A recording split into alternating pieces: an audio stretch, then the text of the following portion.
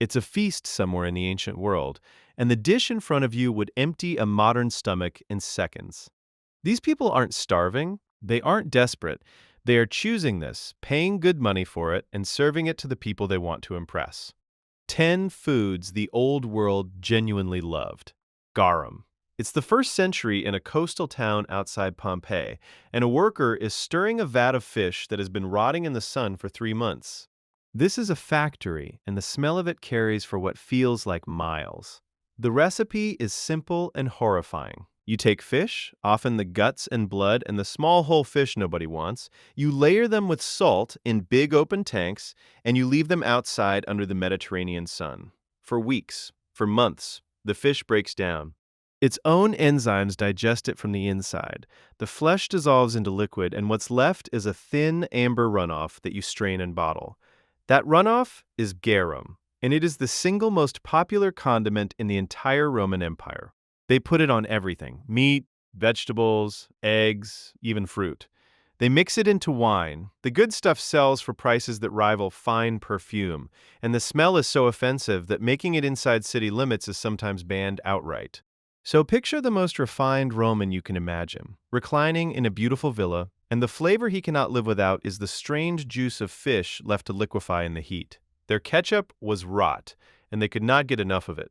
Dormice and honey. It's a dinner party in Rome. The host wants to show off, and a servant carries in a plate of small roasted rodents glazed in honey. The animal is the dormouse, a little wide-eyed creature, and the Romans don't just catch them wild. They farm them on purpose. There's a special pot for it called a glorarium, a clay jar with ridges running up the inside and air holes punched through the sides. You drop the dormouse in, fill it with acorns and chestnuts, and seal it in the dark. The dark is the trick. The animal thinks it's hibernating, so it does nothing but eat and sleep and swell with fat, packed into its little jar, growing plump for the table. When it's fat enough, out it comes, roasted or stuffed with pork and pine nuts, then dipped or drizzled in honey and rolled in poppy seeds. This is a status food, a snack you bring out to impress guests, sometimes wait in front of the diners to prove how plump your mice are. Sit with the absurdity of that flex. The wealthiest people in the most powerful city on earth are competing over whose fattened dormouse is heaviest, popping honey-glazed rodents like we'd pass around a bowl of nuts. It's not survival, it's a delicacy. The fancier your dinner, the more likely there's a candied mouse on the menu. Spartan black broth. It's ancient Sparta. The warriors are sitting down to their communal meal, and the main dish is a dark, almost black stew of pork boiled in its own blood. The Spartans are not known for luxury. While Athens dines on delicate food, Sparta builds the most feared soldiers in Greece by keeping everything brutal, including dinner. Their signature dish is called melas zomos, the black broth. The recipe is pork, blood, vinegar, and salt, cooked together until the blood thickens the whole thing into something dark and sour and heavy. To a Spartan, this is the food of strength. They eat it together in mess halls, the same meal for the king and the common soldier, part of a system designed to make them tough and equal and afraid of nothing. Here's the part everyone remembers. The story goes that a visitor from another city, curious about Spartan reputation, manages to get a taste of the famous black broth. He swallows it, recoils, and says that now he understands why the Spartans do not fear death. The joke lands because it's a little true.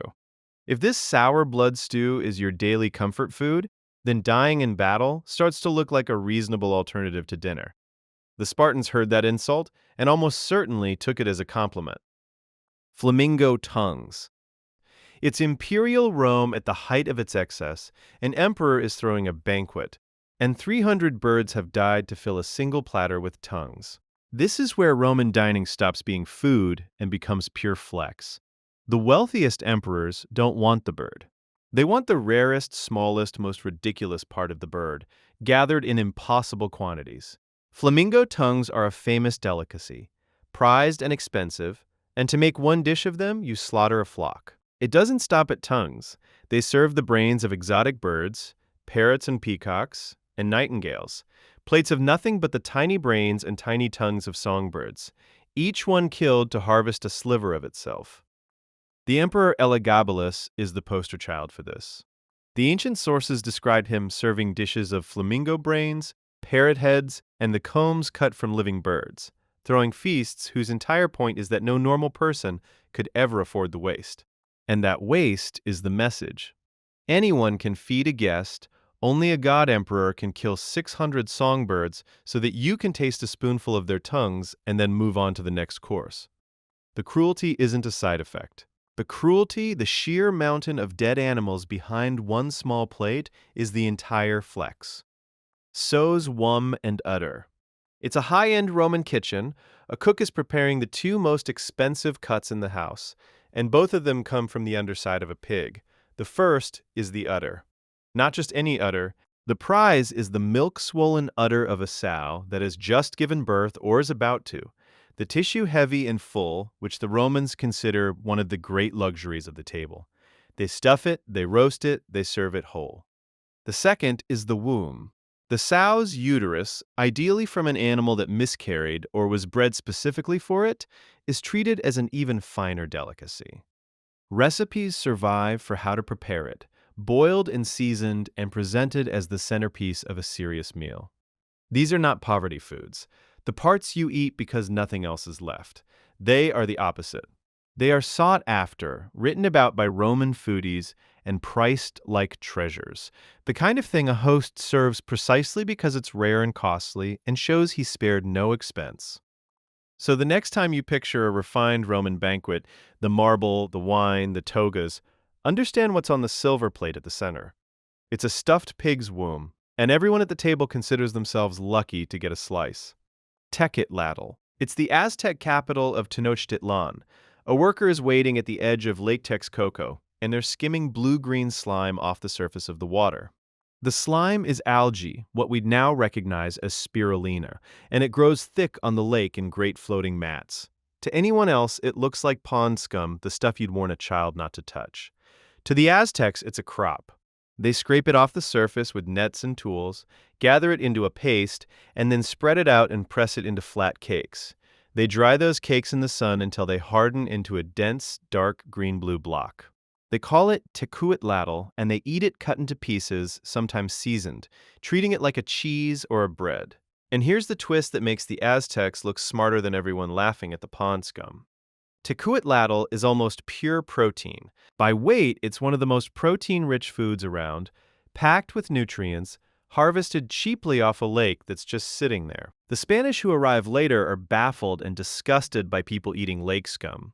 But the Aztecs cracked something real. They turned the green film on the water into a high-protein staple, farming the sunlight on the surface of their lake long before anyone sold spirulina in a health food store.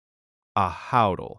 It's the same Aztec lake a fisherman is wading through the reeds, and he's harvesting a delicacy made from the eggs of water insects. The Aztecs don't waste their lake. While they're skimming algae off the top, they're also farming bugs in it, on purpose for food. The star product is Ahuautle, sometimes called Mexican caviar, and it's exactly what that nickname suggests. It's the tiny eggs of aquatic insects, water boatmen and their relatives, scraped off reeds and plants where the bugs lay them by the millions. To collect it, they set out bundles of reeds in the water as a place for the insects to deposit their eggs, then pull the bundles out coated in them. The eggs get dried and cooked, pressed into patties or sprinkled into dishes, and they taste by accounts faintly shrimpy. And they don't stop at the eggs. They roast and eat the adult water bugs too, a second crop from the same farming. It sounds like the bottom of the menu, the food you eat when there's nothing else. It is not. Ahuautle is a prized dish, eaten at good tables, valued enough that people farm it deliberately. The Aztecs looked at a lake full of insects and saw a renewable harvest of caviar, and they were arguably right. Force-fed goose liver. It's ancient Egypt around 4,500 years ago, and a farmer is holding a goose by the neck and pushing grain down its throat by hand. The Egyptians have noticed something about migratory birds. Before a long flight, geese and ducks gorge themselves, and their livers swell up fat and rich as they store energy for the journey. That fatty liver, it turns out, is delicious. So the Egyptians stop waiting for nature. They take the bird and feed it themselves, deliberately cramming far more grain into it than it would ever eat on its own. The liver bloats with fat, growing several times its normal size, soft and rich and pale. Tomb paintings actually show this. Workers crouched beside geese, force-feeding them by hand. What they've invented thousands of years ago is foie gras, the exact same luxury that sits on expensive restaurant menus today, the same controversial method, the same fattened liver worked out by Egyptian farmers before the pyramids were even old. That's the strange thing about this one. It's not disgusting because it's slime or rot. It's unsettling because it's so familiar. The fancy delicacy you might order at a white tablecloth restaurant is one of the oldest human food hacks there is. And it started with a man on the Nile shoving grain down a goose. Fermented mare's milk. It's the open steppe of Central Asia. A horseman is riding for days across endless grass, and he leans down, nicks a vein in his horse's neck, and drinks the blood without stopping. This is the diet that fuels some of the greatest riders in history, the nomads who will one day ride with the Mongols. Out here, there are no farms, no markets, no bread. There is grass and there are horses, and the horse is everything: transport, weapon, and pantry, all in one. Their daily drink is kumis, fermented mare's milk. They milk the horses, pour the milk into a leather bag, and let it ferment until it turns sour, fizzy, and mildly alcoholic. It's sharp and tangy and slightly boozy, and they drink it constantly by the bowl, as the staple of the whole diet. And on a hard ride, when stopping means losing time they can't afford, they do something that sounds insane and is brutally practical. They open a small vein in the horse, drink a measured amount of blood for the protein and iron, then seal the cut and keep riding. The horse lives, the rider is fed, nobody breaks pace. It's not cruelty and it's not desperation. It's a closed loop of survival, a man and his horse keeping each other alive across 1,000 miles of grass. Fesikh. It's ancient Egypt during a spring festival. The whole community is celebrating, and the centerpiece of the feast is fish that has been left to rot in the sun for weeks. The fish is gray mullet from the Nile, and the method is old and dangerous. They don't gut it. They take the whole fish, fresh, and they salt it heavily and pack it away to ferment in the heat, sealed up and left for weeks until the flesh half decomposes into something soft, pungent, and intensely strong. The result is called Fesikh, and it's eaten during a celebration of spring that stretches back thousands of years. This isn't a forgotten dish. Egyptians still eat Fesikh today during the same festival, prepared by specialists who've passed the method down for generations. And here's where the fun stops. When fermented rotting fish goes wrong, it produces botulism, one of the deadliest toxins on Earth. Every single year, people are hospitalized after eating badly made Fesikh. And some of them die. The government issues warnings. Doctors brace for cases around the festival. Think about that thread running unbroken through time. A food the ancient Egyptians made by rotting fish in the sun is still on the table now, still beloved, and still occasionally killing the people who eat it. Some traditions are worth keeping. This one comes with a body count.